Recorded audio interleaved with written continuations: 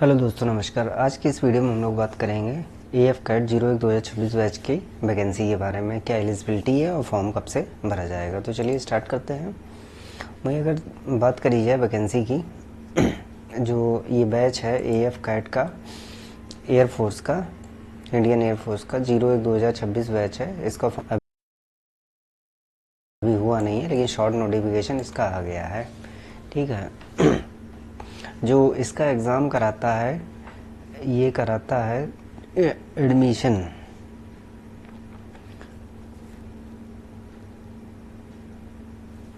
इसका जो एग्ज़ाम कराता है, एडमिशन जो होता है under air force commission admission test के अंतर्गत इसका एग्ज़ाम कराया जाता है। जो इसका फॉर्म भरने की जो स्टार्टिंग डेट है इसका ऑनलाइन एप्लीकेशन स्टार्ट डेट जो है 10 नवंबर 2025 है।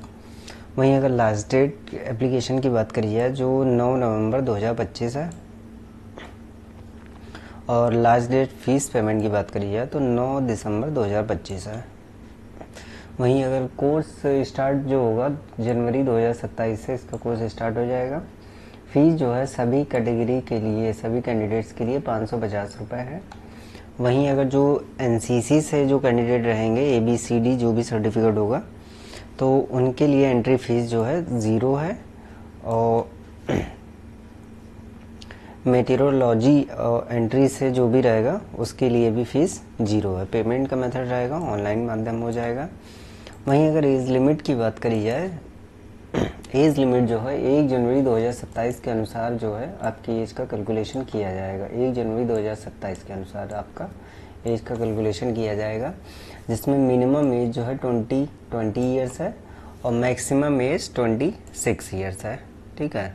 वहीं अगर फ्लाइंग बैच की बात करिए 20 से 24 साल तक का है फ्लाइंग बैच के लिए, और ग्राउंड ड्यूटी के लिए, टेक्निकल नॉन टेक्निकल के लिए 20 से 26 साल तक का है। आप अपनी एज भी कैलकुलेट कर सकते हैं। आप जो 1 जनवरी 2027 के अनुसार अपना एज का कैलकुलेशन कर सकते हैं। ठीक है। और एज रिलैक्सेशन जो है एज पर रूल जो भी रहेगा ऑफिशियल नोटिफिकेशन में दिया गया है। वहीं अगर पोस्ट वाइज वैकेंसी की बात करी जाए तो क्या एलिजिबिलिटी है इसका, उसके बारे में हम लोग बात करते हैं। ठीक है। EF कैट एंट्री के बारे में सबसे पहले फ्लाइंग ब्रांच जो है, फ्लाइंग ब्रांच में ग्राउंड ड्यूटी टेक्निकल के बारे में बात करते हैं। ठीक है। वहीं PCSSC जो है, वहीं PCSSC, तो सबसे पहले चलिए देखते हैं हम लोग PC और SSC का क्या रोल होता है इसमें। PC और SSC का तो एक मेरे पास टेबल है, उसको दिखाते हैं आपको। PC और SSC क्या होता है।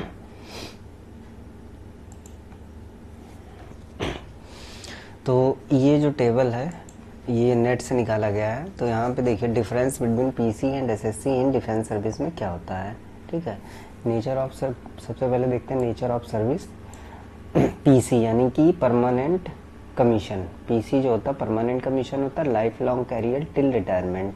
PC में जो होता है लाइफ टाइम तक का, जब तक रिटायरमेंट नहीं होगा तब तक आप जो है जॉब कर सकते हैं PC सेक्शन में। ठीक है। वहीं शॉर्ट सर्विस कमीशन में टेम्परेरी सर्विस रहती है, जैसे कि 10 से 14 साल तक का जो रहती है।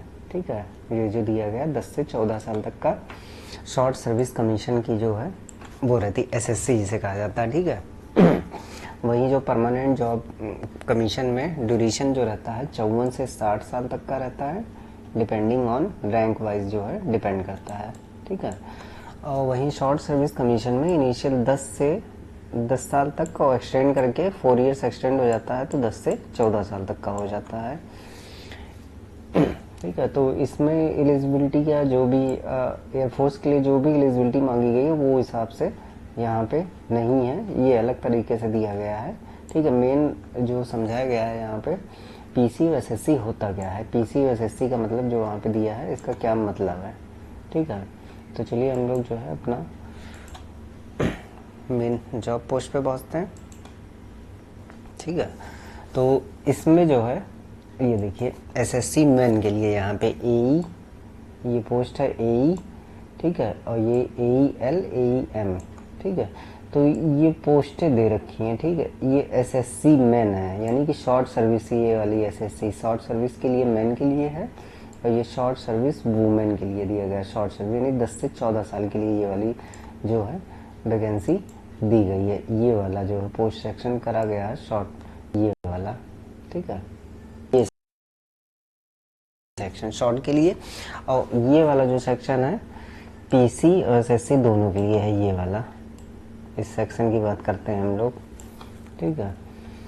तो वहीं पे कोर्स नंबर कितने हैं इसमें, पहले फ्लाइंग बैच में देखते हैं, 221 हैं, 27 फीमेल के लिए हैं, और एसएससी है मैन और वुमेन दोनों के लिए हैं, ठीक है। तो 27 फीमेल के लिए है, 221। ये अभी जब ऑफिशियल नोटिफिकेशन जारी होगा तो और अच्छे से इसको समझाया जाएगा, ठीक है। उसी तरह से ग्राउंड ड्यूटी नॉन टेक्निकल के लिए अगर बात करी जाए, ठीक है, तो इसमें भी PC for man and SSC for man और वुमेन दोनों के लिए दिया गया है, ground duty non technical staff के लिए भी,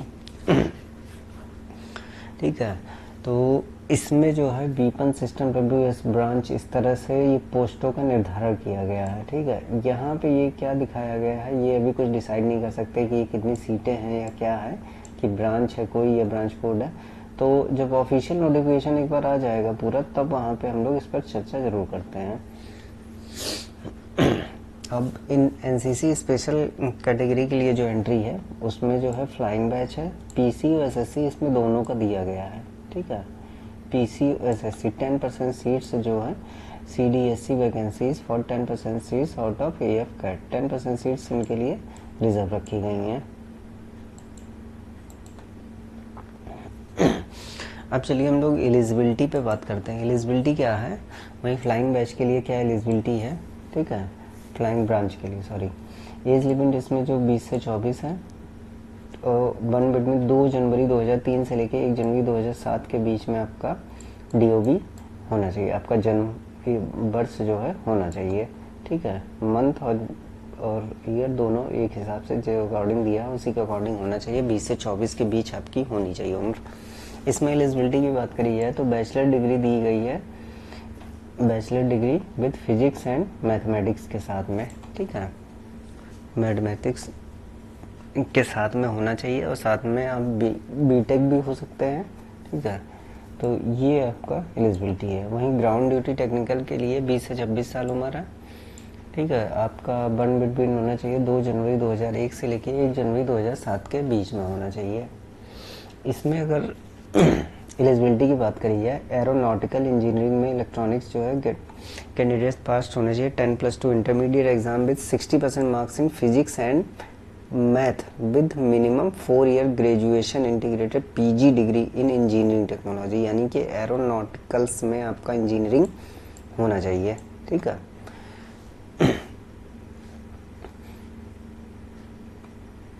इस तरह से जो है इसका वो दिया गया है इसका। अब जो है हम लोग बात करते हैं ground duty non technical staff की। इसमें जो है ये क्या है, ब्रांच, हाँ, ठीक है। इस ब्रांच में देखते हैं एडमिनिस्ट्रेशन एंड लॉजिस्टिक ब्रांच में जो है candidates must have a bachelor degree in any stream with 60% marks के साथ आपके पास कोई भी बैचलर डिग्री होनी चाहिए। फिजिकल एलिजिबिलिटी की बात करी जाए तो मेल कैंडिडेट्स के लिए मिनिमम हाइट है 157.5 सेंटीमीटर, फीमेल के लिए 152 सेंटीमीटर। ये कॉमन है, ये हर जिस पोस्ट में मांगा गया है सेम सब में यही जो है हाइट क्राइटेरिया मांगा गया है, मेल और फीमेल दोनों के लिए। वहीं अगर अकाउंट्स की बात करी जाए, अकाउंट्स में जो क्वालिफिकेशन है candidates must have a bachelor degree in commerce में होना चाहिए। आप इसमें अकाउंट सेक्शन में के लिए अगर आप अप्लाई कर रहे हैं, आप 60% मार्क्स के साथ में आप बीकॉम पास होने चाहिए, ठीक है। परसेंटेज भी वो सॉरी हाइट भी सेम है, 157.5, 152 सेंटीमीटर फीमेल के लिए, 157.5 मेल कैंडिडेट्स के लिए। वहीं अगर हम लोग बात करते हैं एजुकेशन की, एजुकेशन के सेक्शन में ब्रांच में अगर अप्लाई करते हैं आप, तो आपके पास एमबीए होना चाहिए, एमसीए, एमएससी, और मिनिमम 50% मार्क्स के साथ में आप जो है पास होने चाहिए। 50% मार्क्स के साथ आपके पास एमबीए, एमसीए, एमएससी होना चाहिए डिग्री। हाइट का सेम क्राइटेरिया है 157.5, 152 सेंटीमीटर, ठीक है। वहीं अगर हम लोग मेट्रोलॉजी एंट्री की बात करी जाए, मेट्रोलॉजी ब्रांच में तो इसमें भी कैंडिडेट्स है मस्ट मास्टर डिग्री होनी चाहिए आपके पास किसी भी सब्जेक्ट में, यानी कि आपके पास पीजी की डिग्री होनी चाहिए, पोस्ट ग्रेजुएट होना चाहिए आपके पास, यूजी नहीं पीजी होनी चाहिए, मास्टर डिग्री होनी चाहिए आपके पास, ठीक है। वहीं इस एनसीसी स्पेशल एंट्री में फ्लाइंग बेंच की बात करी जाए तो candidates must have an NCC air wing senior division C certificate होना चाहिए आपके पास, एयर विंग का, एनसीसी का, ठीक है, along with other qualification as per the flying branch eligibility criteria. जो जो चीज़ें वो मांगा गया होगा उस तरह से जो है आप वो कर सकते हैं। तो मोड ऑफ सिलेक्शन की बात करी जाए तो मोड ऑफ सिलेक्शन जो है इसका क्या है ये देखते हैं। फिजिकल एंड मेडिकल स्टैंडर्ड सभी पोस्टों को यहाँ से मिल जाएगा, ये चेक करते हैं।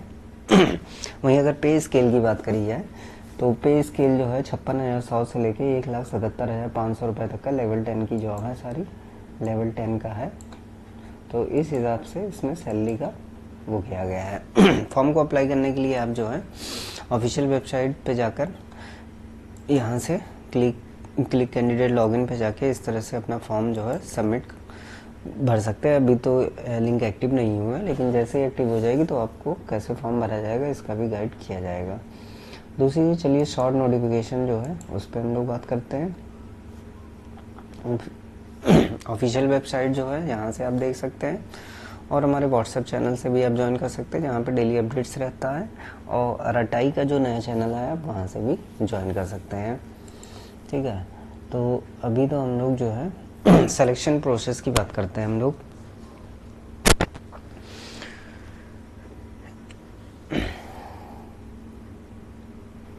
स्टेज फर्स्ट से यहाँ शुरू करते हैं। ऑफिशियल इंटेलिजेंस रेटिंग टेस्ट होगा, सबसे पहले picture perception and discussion test होगा। इस तरह से सारे टेस्ट का यहाँ पे आपको क्या क्या टेस्ट लिया जाएगा ये आपको यहाँ पे बताया गया है। सिलेक्शन प्रोसेस में क्या क्या टेस्ट रहेगा उस चीज़ के बारे में आपको बताया गया है।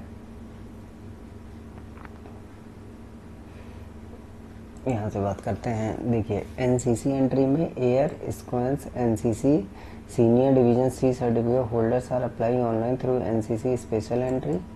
ये तो वही है, अप्लाई करने का प्रोसेस दिया गया है, लेकिन यहाँ पे और भी चीज़ें हैं। क्या क्या चीज़ें रहेगी, जैसे कि यहाँ पे स्टेज फर्स्ट टेस्टिंग में क्या होगा ये बताया गया है। स्टेज फर्स्ट में ये स्क्रीनिंग टेस्ट रहेगा। Those who qualifying stage first are eligible to undergo stage second testing. Stage first disqualified candidates are route back after announcement of the result, ठीक है। तो कहने का मतलब यहाँ पे ये है कि जो भी candidates routed back after announcement of result, जो भी कैंडिडेट्स जो हैं रहेंगे who qualify stage first are eligible to undergo stage second testing.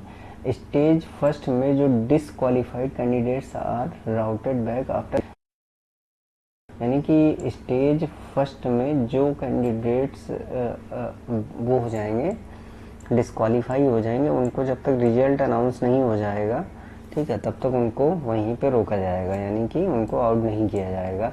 क्योंकि हो सकता है कि स्टेज सेकंड में कोई आउट हो जाए फिर वहाँ से स्टेज फर्स्ट से ले लें। तो इस तरह से इसका जो है वो रहेगा सिलेक्शन प्रोसेस का, ऐसे पूरा गाइडेंस यहाँ पे दिया गया है। ये शॉर्ट नोटिफिकेशन इस तरह से आया है। यहाँ पे ये सारा ये देखिए ये क्या है, कोर्स नंबर दिया गया है, ठीक है, ये सारे कोर्स नंबर दिए गए हैं। वैकेंसीज हैं, for vacancies please refer to detail. यहाँ पे 9 तारीख को इसका जो है ऑफिशियल नोटिफिकेशन रिलीज कर दिया जाएगा, तब जो है इसके बारे में बात करते हैं।